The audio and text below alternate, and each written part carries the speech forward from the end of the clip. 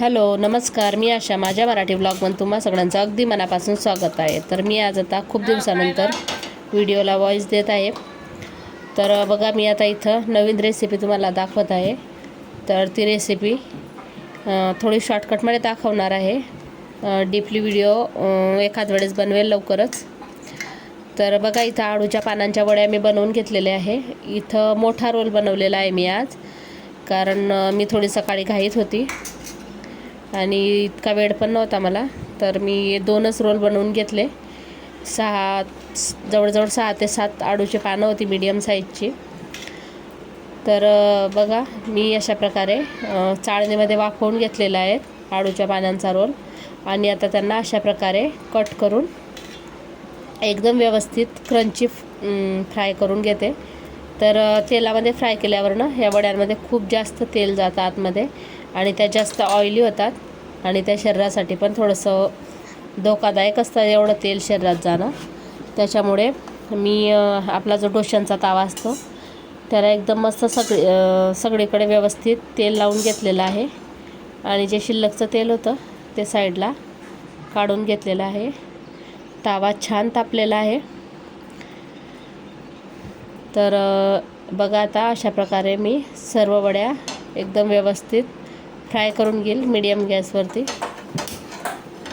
माझ्या गॅसचा थोडा प्रॉब्लेम झालेला आहे, त्याला कमी करायला गेलं का एकदम बंद पडतो. तर बघा, किती छान वड्या झालेल्या आहेत.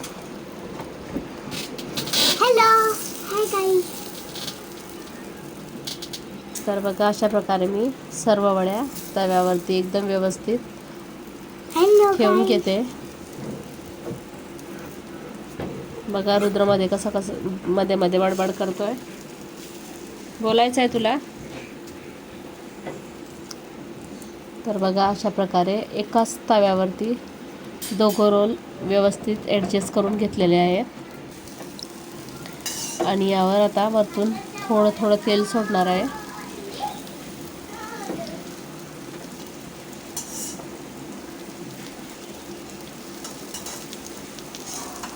तर बघा, अशा प्रकारे मीडियम फ्लेमवरती खूप छान असा गोल्डन रंग येईपर्यंत ह्या वड्या फ्राय करून घ्यायच्या. बघा, तुम्ही बघू शकता वड्यांचा कलर चेंज होत आहे. आणि अगदी 10 मिनटामध्ये ही रेसिपी कंप्लीट होते. तिला जास्त वेळ लागत नाही आणि आपली तेलाची पण बचत होते. आणि ह्या वड्या जेवढ्या पौष्टिक असतात शरीरासाठी, पण जास्त डीपली तेलामध्ये जर तळून खाल्ल्या तर तेलाने शरीराला खूप नुकसान होते. त्याच्यामुळे मी ही पद्धत वापरलेली आहे.